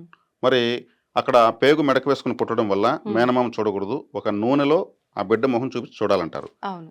అలా చూడడం వల్ల ఆ ప్రతిబింబాన్ని చూడడం వల్ల ఆ మేనమామకు దోషం పోతుందని అంటారు. హ్మ్. హ్మ్. ఇటువంటివి ఆచారాలు, తంతులు ఉన్నాయి. వాటిని హ్మ్. ఖచ్చితంగా ఆచరించాలి. హ్మ్. అలా ఆచరించకపోతే 3 నెలల్లోపు చేయాలది. హ్మ్. 3 నెలల్లోపు చేయకపోతే అతను ఒక చిన్న వెహికల్‌లో పడడమో, ఏదో ఒక తడబాటు అవ్వడమో జరుగుతుంది. హ్మ్. నాకు ఆ సాంగ్యం చెప్పారు నేను చేయలేదు. ఆ! నాకు జరిగింది ఇలా పడ్డాను బండిలోని అంటూ ఉంటారు. హ్మ్. ఇవన్నీ అనాదిగా వచ్చాయి. వాటిని ఎక్కిరించకూడదు, ఎగతాళి చేయకూడదు. హ్మ్. ఆచరించాలి. ఓకే. అది. హ్మ్. దాంట్లో సందేహం ఏం లేదు. అలా జరుగుతుంది. హ్మ్. మేనమామలు కూడా ప్రభావితం ఉంటుంది. హ్మ్. ఆ బిడ్డ యొక్క ప్రభావము తత్సంబంధ బంధుకారకత్వాలన్నిటిపైన ఉంటుంది. హ్మ్. పుట్టగానే తాత చనిపోతాడు. తాతకు సంబంధించిన కర్మ అప్పుడు బ్యాలెన్స్ ఇతను రాగానే ఆయన అంటా ఉంటాడు. హ్మ్. నాకు మనవరాలు, మనవడు పుడితే చూసేసి మళ్ళీ చచ్చిపోతా అంటా ఉంటాడు. హా! ఆయన మాట అలాగే అంటా ఉంటాడు. చూస్తాడు. ఆ ముసలోడు కరెక్ట్‌గా చెప్పాడురా. చూసాడు, చనిపోయాడు మాట చనిపోయాడు. ప్రకారం. అవును. అని ఊరంతా నవ్వుకుంటారు హ్మ్. సంతోషంగా. సంతోషంగా. పెద్దాయన చిన్న గట్టోడు. అవును. ఏది చెప్పాడో అదే జరిగింది. అలానే ఉన్నాడు. హ్మ్. ఇట్లాంటివన్నీ మనం చూస్తూనే ఆ! ఉంటాం. మొండోడు అన్నమాట నెగ్గే వరకు ఉన్నాడు. అయిన తర్వాత పోయాడు. ఇలా గూడా మాట్లాడతారు. అవును. మనం హ్మ్. చూస్తూనే ఉన్నాం. అవును. కొత్తేమి కాదు. హ్మ్. కాకపోతే మళ్ళీ ఒక వేదిక పైకి తెచ్చుకొని మాట్లాడుకుంటున్నాం. హ్మ్. కాబట్టి ఎంత ప్రభావం ఉంది మనుషుల జీవితాలకు, అవును. ఆలోచనలకు. అందుకే ఆలోచించాలి. ఆలోచించి ఆలోచించాలి. మరిప్పుడు మీరన్నారు. అంటే ఆ 3 నెలలలోపో పలానా ఇన్ని మంత్స్ లోపో ఈ కార్యక్రమాలు చేయాలి. చేయకపోతే ఖచ్చితంగా ఏదో చిన్న దాంతో అయినా సరే వాళ్ళకు ఇబ్బందయితే కలుగుతుంది అని చెప్పి. అంటే మనం ఒక హిందూ ధర్మంలో మాత్రమే మన భారతీయుల్లో అంటే మిగతా మతాల వారు ఉన్నారు. మనము ఉన్నాం. వాళ్ళ దాంట్లో ఇవన్నీ ఎక్కడ పాటించినట్టుగా అనిపించవు. మరి వాళ్ళంతా ఇలా మీరన్నట్టుగా ఇబ్బందులు పడుతున్నారా దీనివల్ల? ఇవన్నీ ఖచ్చితంగా ఉంటుంది. కార్యక్రమాలు చేయకపోవడం వల్ల? వాళ్ళ బైలా గైడ్స్లో ఇంత విజ్ఞానము వాళ్ళకి లేదు. మన హిందూ ధర్మము ఎప్పుడు పుట్టిందో తెలియదు, ఉమ్, దీని పుట్టుక తెలియదు. ఉమ్, లక్షల కోట్ల సంవత్సరాలకు చరిత్ర మనకుంది. ఉమ్, వాళ్ళ మతాలు కొన్ని వందల వేల సంవత్సరాల ముందే మాత్రమే పుట్టాయి. ఉమ్, కాబట్టి వాళ్ళకు అంతకుముందు వేల కోట్ల సంవత్సరాలుగా ఉన్నటువంటి ఈ ధర్మం యొక్క సూత్రాలు వాళ్ళకి అన్వయించ తెలియదు. దొరకలేదు. వాళ్ళు తయారు చేసుకున్నటువంటి లేదా వాళ్ళకి దొరికినటువంటి దాన్నే అనుసరిస్తున్నారు. కానీ ఈ తడబాట్లు అయితే ఎవరికైనా జరుగుతాయి. ఉమ్, కానీ దీనివల్ల ఇది జరిగిందనే బయలా వాళ్ళకి లేదు కాబట్టి ఓకే. వాళ్ళ ఆవరణలోకి రాలేరు, వచ్చి ఆలోచించలేరు. అంటే ఒక ఆధారం లేదు కాబట్టి దానికి సంబంధించి వాళ్ళు అసలు ఫస్ట్ నమ్మరు, తెలీదు. తెలియదు. ఉమ్, జరిగిందంటే దేనికో మన పొరపాటు వల్ల జరిగిందనేటువంటి స్థితిలో ఉంటారు. అందుకే హిందూ మతంలో పుట్టడం ఒక అదృష్టం, ఉమ్, ఈ మతంలో బతకడం ఒక అదృష్టం. ఉమ్, ఈ మతాన్ని వదిలేసిన వాళ్ళు 100 జన్మలు వెనక్కి వెళ్ళినట్టే. ఉమ్, కన్నతల్ని మారుస్తామా? మార్చలేం. మరి కన్నతల్ని మార్చిందనకన్నా ఘోరం హిందూ మతాన్ని వదిలేయడం. కానీ జరుగుతున్నాయి కదండి మత జరుగుతున్నాయి. ఈ మార్పిడి. మతంలో ఉండే అదృష్టం లేని వాళ్ళు ఉమ్, ఇంకొక మతంలోకి వెళ్ళిపోతారు. ఇక్కడ ఉండాలంటే అదృష్టం ఉండాలి. ఇది కూడా ఒక కర్మలా భావించవచ్చా? దీని ఖచ్చితంగా. ఫలితం కూడా మళ్ళీ అంతే. ఉంటుందా? ఉమ్, 10వ క్లాస్ విద్యార్థి 1వ క్లాస్కి వచ్చినట్టే కదా మతం ఉమ్, మార్చేస్తే. ఓకే. వెనుక తరగతులకు ఎవరు రారు, ఇంటర్మీడియట్ పోతారు. అవును. వాళ్ళు పలకెత్తుకుని 5వ క్లాస్కి వస్తున్నారు. ఉమ్, దాన్ని మనం ఏం చేస్తాం? ఓకే. అంటే మనం ఇక్కడ ఎవరిని ప్రస్తావించలేదు, ఎవరిని కించపరచలేదు. ఉమ్, ఉమ్, వాళ్ళ ఆలోచన విధానాలకు వాళ్ళు ఎంచుకుంటున్నారు, ఉమ్, ఓకే. వెళ్ళిపోతున్నారు. అని మనం బాధపడాల్సిన అవసరం. అయ్యో వాళ్ళు వెళ్ళిపోయారు, వీళ్ళు వెళ్ళిపోయారు అంటే మనకెందుకు? ఉమ్. అంటే తలరాత అంటారు కదా, తలరాతలో అలా డిసైడ్ అయ్యింది కాబట్టి అలా చేశారు, అది అక్కడ వాళ్ళు చేసిన తప్పేముంది అనుకోవచ్చు కదండి. యుగ ధర్మం ఉమ్, ఇది, కలియుగం. విపరీతాలే ఎక్కువ జరగాలి. ఉమ్, కలిపురుషుల యొక్క ప్రభావమే ఆయన కంట్రోల్లో ఉంది. అవును. కాబట్టి ధర్మం నశించి అధర్మం పెరిగినప్పుడు నేను ప్రతి యుగం అవతరిస్తానని భగవంతుడు మనకు చెప్పాడు. ఉమ్, ఆయన ఆ టైం టేబుల్లో టైం చూసుకుని, డేట్ చూసుకుని ఉన్నాడు, వెయిట్ చేస్తున్నాడు. ఉమ్, వాళ్ళు కరెక్ట్గా టైం మెయింటైన్ చేస్తారు. ఉమ్, ఆ టైం వచ్చినప్పుడు ఆయన వస్తాడు. ఈలోపు ఉండాల్సిన వాళ్ళు ఉంటారు, వెళ్ళాల్సిన వాళ్ళు వెళ్తారు. ఉమ్, ఓకే. ఇప్పుడు మీరు నీళ్లు తాగను అని డిసైడ్ అయితే ఈ ప్రపంచంలో ఎవరు మీ చేత నీళ్లు తాగించలేరు. అంతే కదా. మీరు ఉమ్, తాగాలని డిసైడ్ అయితే ఎవరు ఆపలేరు. అవును. నేను వెళ్ళాలనుకున్న వాళ్ళని ఎవరు ఆపలేరు. ఆపలేదు. నేను వెళ్ళను అనుకున్న వాళ్ళని ఎవరు తరమలేరు. ఉమ్, ఉమ్, ఇంతే, సింపుల్. ఉమ్. అంటారు కదా పెద్దవాళ్ళు, నిద్రపోయిన వాడిని లేపొచ్చు కానీ నిద్రపోయినట్టు నటించే వాడిని లేపలేము అని చెప్పి ఇది నిద్ర మీరు అన్నారు చెప్పిన కాబట్టి దానికి. నిద్ర అన్నారు కాబట్టి 6 రకాల నిద్ర. ఉమ్, సుఖ నిద్ర, ఏ అప్పు బాధర బంది లేకుండా ఆరోగ్యంగా ఉన్నవాళ్ళు సుఖ నిద్ర వస్తుంది. మొద్దు నిద్ర, ఉమ్, ఏ పని బరువు బాధ్యత లేకుండా ఉన్నవాడు మొద్దు నిద్ర నిద్రపోతాడు. మత్తు నిద్ర, బాగా తాగి నిద్రపోతారు. గాఢ నిద్ర, కష్టపడినవాడు ఎక్కడ పడితే నిద్ర చోటెరగదు, అలసిపోతారు. అది గాఢ నిద్ర. ఉమ్, దొంగ నిద్ర, ఉమ్, ఇదే నటించడం. ఉమ్, యోగ నిద్ర, ఆ, తపస్సులు యోగంలో మెలకులో ఉంటారు, నిద్రలో ఉంటారు. ఆ రెండింటి మధ్యలో వాళ్ళు ఆనందపడుతూ ఉంటారు. ఇలా కలత నిద్ర ఎక్కువ మందికి ఉంది. ఉమ్. అంటే ఆలోచనలతో కూడుకున్న నిద్ర. అప్పులున్నాయంటే నిద్ర పడదు. ఉమ్, కానీ అప్పులున్నోడికి బాగా నిద్ర పడుతుందని పెద్దవాళ్ళు అంటారు కదండి. వీడికి పెద్దవాళ్ళు ఏ అంటున్నారు. అంటే ఏ దెవలాట లేదురా, ఏ అంటే ఆలోచన వాళ్ళు లేదు. వచ్చేది వాళ్ళది ముద్దు నిద్ర అనొచ్చు. ఉమ్, బరువు బాధ్యత విలువలు తెలియని వాళ్ళకి వచ్చేది ముద్దు నిద్ర. ఉమ్, ఉమ్, ఓకే. వాళ్ళకి అప్పన్నా ఉన్ని, ఇంట్లో వాళ్ళందరూ ఆకలితోనే ఉన్ని, బాధ్యత రాహిత్యంగా ఉండేటువంటి వాడికి ఉమ్, నేను బాగుంటే చాలు, ఉమ్. ఎవరేమైపోయినా నాకు సంబంధం లేదు అనుకునేవాడే వాడు నిద్రపోయేదే ఒక సోంబేరి అనొచ్చు వాడిని. ఇప్పుడు ఇలా ఎందుకు అవుతుందంటారు? అంటే ఒక కుటుంబం వ్యవస్థ ఏర్పడిన తర్వాత ఖచ్చితంగా మన తలరాతలో ఏమున్నా ఆ కుటుంబంతో కూడా డిసైడ్ చేయబడింది ఆ రాత అక్కడికి ఉమ్. అనుకోవచ్చు కదా.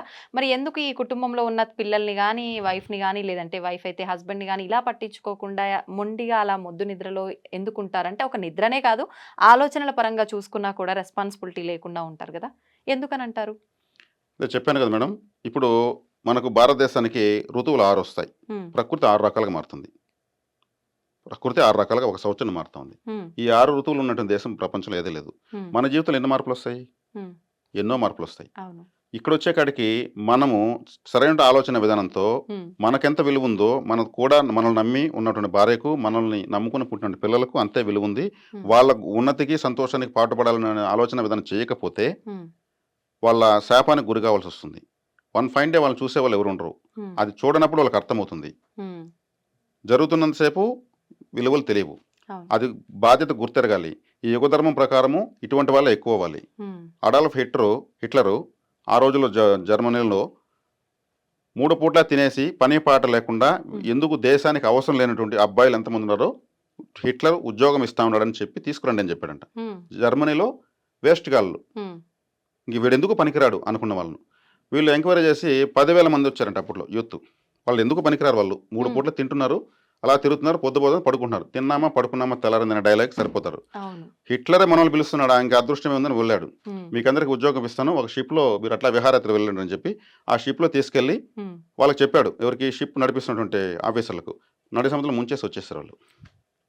అంటే వాళ్ళు ఎందుకు పనికిరారు? ఉపయోగం లేదు వాళ్ళ వల్ల. ఉపయోగం లేదు. వాళ్ళు ఉమ్, 10,000 మంది 3 పూటలు తింటే ఎంత ఖర్చు?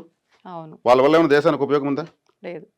వీళ్ళు జమ్మని సూట్లు వేసుకుని ఈత కొట్టుకొని వచ్చేసారు, ఆ షిప్ను ముంచేసి వచ్చేసారు. ఉమ్. వాళ్ళు కఠినంగా తీసుకున్నా దాని వెనక చాలా అర్థం ఉంటుంది. చాలా మంది ప్రపంచ స్థాయి మార్పు నాయకుడు. రావాలి చాలా మందిలో ఇది వింటే. అవును, ఇది జరిగింది. హిట్లర్ అంత కఠినమైన నిర్ణయాలు తీసుకున్నాడు కాబట్టి ప్రపంచాన్ని ఎదిరించాడు. ఉమ్, చూడడానికి 4 అడుగులు ఉంటాడు, ఆయన గుండె చూస్తే చాలా శక్తివంతమైనది. ఉమ్, ఉమ్, ప్రపంచాన్ని జయించాలని ఒక తపంతో అలా నియంతయ్యాడే కానీ అవసరం లేని వాడికి, ఈ మనిషిగా బతికే అర్హత లేని వాడికి 3 పూటలు తిండేందుకు, మనకు బట్టేందుకు, అంతే. ఉద్యోగం మనకి సముద్రంలో ఇచ్చేశాడు. ఉమ్, శాశ్వతమైన ఉద్యోగం అది. వేస్ట్. ఇంతమంది ఉన్నారా మన దేశంలో? ఉమ్, దేశభక్తి లేదు, వాళ్ళ జీవితం విలువ తెలియదు. మరి ఆయన అలా ఆలోచించాడు. ఉమ్. కానీ ఇప్పుడు మనం అలా చేయలేం కదా, ఇది వాళ్ళని అందుకే మార్చాలి అని అంటే. ఉం? ఉమ్, అదే మేడం, ఎవరికి వాళ్ళు సంకల్పం ఉమ్, చేసుకోవాలి. ప్రతి ఒక్కరు గొప్పవాళ్ళే, ఇంకెవరో గొప్పవాళ్ళు అనుకుంటారు, మనం గొప్పవాళ్ళమే. ఉమ్, మన గొప్పతనాన్ని మనమే కప్పెడుతున్నాం, ఉమ్, కవచాలు వేస్తున్నాం, ఇంకొకరు గొప్పతనాన్ని జెండాలు గట్టి ఎగురుతున్నాం. ఉమ్. మనం ఎందుకు గొప్పవాళ్ళు కాదు? మన హా. గొప్పతనాన్ని మనమే దాచుకుంటున్నాం, మనమే నిర్ణయించుకోలేదు, మనం గొప్పవాళ్ళు కాదని మనమే అనుకుంటున్నాము. ఇంకొకరు ఎలా అంటారు మన గొప్పవాళ్ళని? ఓకే. ఆలోచిస్తే ఉమ్, ఆలోచన చాలా శక్తివంతమైంది. ఒక ఆలోచన నుంచే ఉమ్, ఈరోజు అమూల్ ఫ్యాక్టరీ పుట్టింది. చెంబుల్లో బిందెల్లో అమ్ముతున్న పాలు ఉమ్, ఒక ప్యాకెట్లో ఎందుకు అమ్మకూడదని ఆలోచించిన వ్యక్తి అమూల్ ఫ్యాక్టరీ ఓనరు. ఉమ్. ఆయనకు వచ్చిన ఆలోచన ఈరోజు కొన్ని వేల పాల ఫ్యాక్టరీలు వచ్చాయి. అవును. ఆయన ఆలోచించకపోతే వచ్చుంటాయా? లేదు. మరి ఆలోచన చాలా శక్తివంతమైంది. అందుకే ఆలోచించమన్నా నేను. ఉమ్, మనం ఎలా ఆలోచించాలి, మనం బాగుండాలంటే మనం ఎలా ఆలోచించాలి, ఉమ్. అప్పుడు మనల్ని మనమే తయారు చేసుకుంటాం. అవును. మనమే మనలోనే దేవుడు ఉన్నాడు, మన ఆలోచన మనకు దేవుడు. ఉమ్, అంతే కదా? అంతే. సరిగ్గా ఆలోచించకపోతే మన పట్ల మనమే విలను. ఉమ్. అంటే ఈ తలరాత, ఈ రాత, బ్రహ్మ రాసిన రాత, లేకపోతే మన తల్లిదండ్రులు రాసిన రాత, పెంపకం ఇవన్నీ పక్కన పెడితే మన ఆలోచన విధానం గనక కరెక్ట్‌గా ఉంటే మనం లైఫ్ అనేది కరెక్ట్‌గా ఖచ్చితంగా ఉంటుందంటారా? మనల్ని మనం ఉద్ధరించుకోవచ్చు. అందుకే ఉద్ధరేణాత్మనాత్మానం, ఎవరిని వాళ్ళు ఉద్ధరించుకోవాలి. హ్మ్. స్వధర్మము అద్భుతమైనది, పరధర్మం భయంకరమైనది. హ్మ్. స్వధర్మంలో మరణం వచ్చినా కానీ సంతోషమే, సంతోషం. పరధర్మంలో మనకు అమృతం వచ్చినా అది వేస్ట్ అని శ్రీకృష్ణ భగవాన్ వారే చెప్పారు. హ్మ్. హ్మ్. స్వధర్మాన్ని మించింది లేదు. మన స్వధర్మాన్ని ఎంత చక్కగా ఆచరణలో పెడుతున్నాం అనేది మనం చూసుకోవాలి. హ్మ్. మనల్ని కడిగిన ముచ్చులా మనం చేసుకోవాలి కానీ అవును. ఎవరో ఎందుకు వస్తారు? అవును. అదే చెప్పాను, హ్మ్. నరజాతి సమస్తం పరపీడన పరాయణం. ప్రతి హా. ఒక్కరు ఇంకొకరు దోచుకోవడానికి ఉన్నారు. అవును. అప్పుడు మనం ఒకరిని నమ్మి బతకాల్సిన అవసరం ఏముంది? కరెక్ట్. వాళ్ళ అవసరం తీరినాక నమస్తే అంటారు, నిన్ను అవును. ఎవరు రమ్మన్నాడు అంటారు. అప్పుడు హ్మ్. హ్మ్. అలానే ఉన్నది ఇప్పుడు ఈయనంత ప్రస్తుత వరకు సమాజం. ఈయనంత వరకు నువ్వు హ్మ్. హీరో, నువ్వు లేకపోతే నేను లేను, ఇవన్నీ అంటారు. హ్మ్. సమాజంతో నటించాలి, హ్మ్. కుటుంబంతో జీవించాలి, కుటుంబాన్ని పోషించాలి. నటించు, జీవించు, పోషించు, ఇదే హ్మ్. జీవితం. ఈ 3 పదాలే. సమాజాన్ని పోషించాలంటే అవుతుందా? కుటుంబంతో నటించితే అన్యాయం జరుగుతుంది. అవును. కుటుంబంతో జీవించి పోషించాలి. హ్మ్. భార్యకు భయపడాలి. నిజంగా మనం తప్పు చేసినప్పుడు హ్మ్. ఆమెగాకు ఎవరు బెదిరిస్తారు, దండిస్తారు? బయట వెళ్తే నరేంద్ర మోడీ గారు ఫోన్ చేస్తారా తిన్నావా తాగినామని? భార్య కదా ఫోన్ చేస్తుంది. అవును. ఆమె ఫోన్ చేస్తే ఉండు, బిజీగా ఉన్నా, మళ్ళీ పెడతా ఫోను, హ్మ్. మళ్ళీ మాట్లాడదాం అంటే విసుగు. హ్మ్. హ్మ్. అరే ఎక్కడ వెళ్ళాడో, హ్మ్. తిన్నాడో లేదో ఆ తపన అర్థంకి కదా, హ్మ్. అంత హ్మ్. విసుగు ఎందుకు? అవును. మరి చక్కగా నేను తిన్నాను, నువ్వు తిన్నావా, పిల్లలు తిన్నారా, ఓకే ఇంతేనా, మళ్ళీ మాట్లాడదామా, బిజీగా ఉన్నాను, తర్వాత ఫోన్ చేస్తా, చాలు కదా. నా చాలు. భర్త ఎప్పుడు ఫోన్ చేసినా నాకు చక్కగా సమాధానం చెప్తాను తృప్తి అమ్ముకుంటే, అంతే.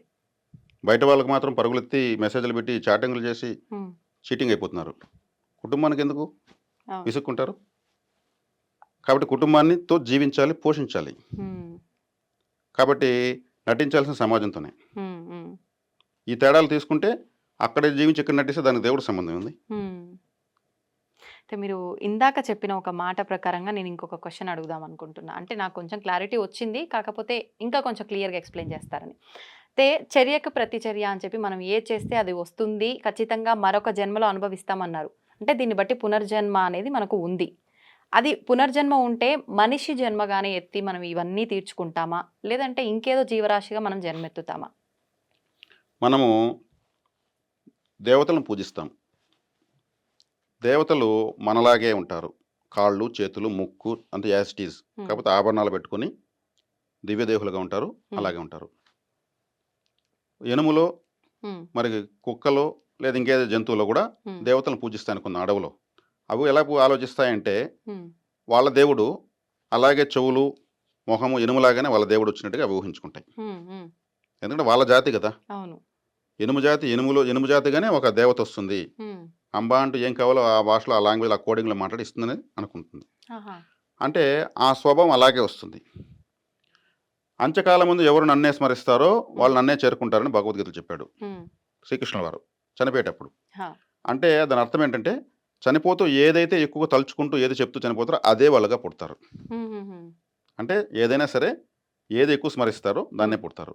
ఆహా, ఇప్పుడు ఇక్కడ వచ్చేకాడికి అంత్యకాలం ముందు మనం ఏదైతే సాధించున్నామో, ఏదైతే పొందలేకపోయినామో, అరే రే మనకు ప్రాణం వెళ్తా ఉంది, శరీరాన్ని వదిలేస్తున్నాము, ఉమ్, అందరూ మసకమసగా కనిపిస్తున్నారు, ఉమ్, శరీరాన్ని ప్రాణం వదులుతూ మళ్ళీ లోపలికి వెళ్తూ బయట వస్తూ ఉంది, అందుకే ప్రాణం ఆయన ఎగతీసుకుంటున్నాడు అంటారు. ఆ, ఆ, బాడీ అవును. బయటకు పోతూ లోపలికి వస్తూ పోకుండా శరీరం వదలదు, లాగుతుంది, ఉమ్, ప్రాణం పోతుంది, శరీరం లాగుతుంది, ఉమ్, ఈ జంజాటం ఉంటుంది. అప్పుడు ప్రయత్నించి అందరిని చూస్తాడు ఆ జీవుడు. ఉమ్, డాక్టర్లు మసకమసగ్గా చిన్న చిన్నగా అందరూ కనిపిస్తారు, ఉమ్, ఎక్కడో వినిపిస్తూ ఉంటుంది చెవుల్లో అతనికి. ఉమ్, ఇది చివరి నిమిషాల్లో జరిగేటువంటి మనిషి యొక్క సంఘర్షణ, ఓకే. ఆత్మ సంఘర్షణ. హా, చివరికి వదలక తప్పదు, శరీరం సైలెంట్ అయిపోయినాక ఆత్మ వెళ్ళిపోతుంది తనిగా. అప్పుడు ఏదైతే కావాలో, నా నా నా ఇల్లు, నా డబ్బు, నా ఆస్తి అయ్యో ఎవరో అనుభవించేస్తారు, ఎవరో కబ్జా చేస్తారు అనుకుంటారు కదా. ఉమ్, అంటే వాళ్ళు మనిషిగా పుడితేనే వాటిని అనుభవించగలరు. అవును, వాళ్ళది ఏదైతే ఉందో అవును. అది వాళ్ళు అనుభవించడానికి మనిషి జన్మే వస్తుంది. అది ఓకే. ఉన్నతమైన కుటుంబమా, తక్కువ స్థాయి కుటుంబం అనేది ఉమ్, ఉమ్, అట్లే మెటీరియల్ అవుతుంది బాడీ. Okay, okay. ఇప్పుడు పశుపక్షాదుల్లోకి జంతు జన్మల్లోకి కూడా కొంతమంది వెళ్తారు. ఉమ్, అంటే మనిషి జన్మకు అర్హత కోల్పోయినటువంటి పనులు చేసినప్పుడు ఉమ్, పశుపక్షాదుల్లోకి జంతు జన్మలోకి వెళ్ళిపోతాయి. అంటే ఎటువంటి పనులు అర్హత కోల్పోయేవి? అంటే మనిషిగా చేయకూడనటువంటి దుర్మార్గాలు చేసిన వాడికి మానవ జన్మ అనేది రిజెక్ట్ చేసేస్తుంది ప్రకృతి. ఇంకెప్పటికీ ఉండదా? అంటే తర్వాత ఎత్తే జన్మలు ఉమ్, ఉన్న పశుపక్షాదులు, మనిషిగా పుట్టిన వ్యక్తి మరొక జంతువుగా పుడుతున్నాడు కాబట్టి ఉన్న జంతువులు ఆ ఉన్నతమైన జంతువుగా పుడతారు. ఓకే. విశ్వాసమైన జంతువు కుక్క, ఉమ్, పవిత్రమైన జంతువు ఆవు ఆ, పూజించబడతాయి. ఉమ్, వచ్చినప్పుడు అతనికి మనిషి యొక్క నాలెడ్జు, శరీరం ఒక జంతువు జన్మ ఉంటుంది, ఉమ్, కానీ చెప్పలేడు నేను గత జన్మలో పలానా వ్యక్తిని అని చెప్పలేడు, నోరు ఉండదు. ఉమ్, అందుకు చాలా డిగ్నిటీగా తెలివిగా ప్రవర్తిస్తుంది ఆ జంతువు, ఉమ్, ఉమ్, నాలెడ్జ్ ఉంటుంది. దీనికి ఏం చెప్పాల్సిన లేదు, మనిషి కన్నా ఎక్కువగా ప్రవర్తిస్తుంది అంటారు. అవును. ఆల్రెడీ దాంట్లో ఉన్నది మనిషి ఆత్మే.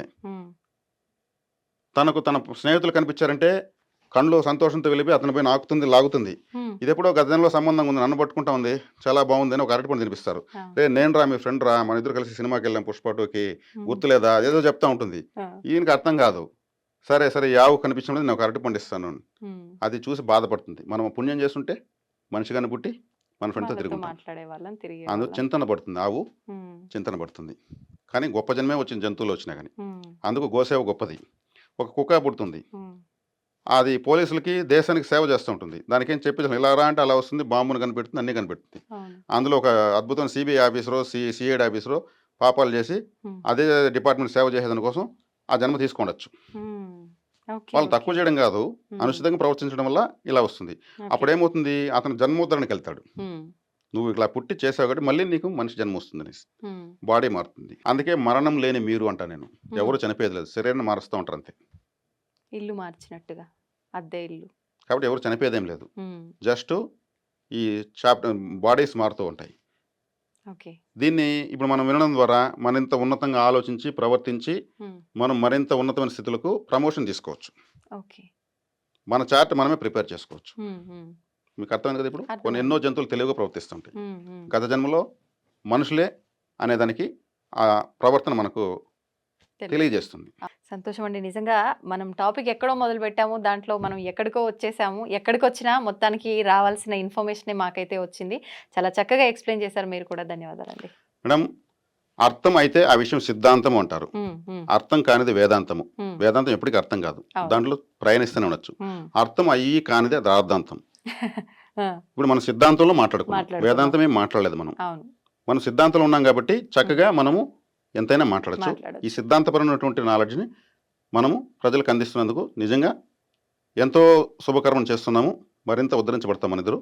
సంతోషం. నమస్తే.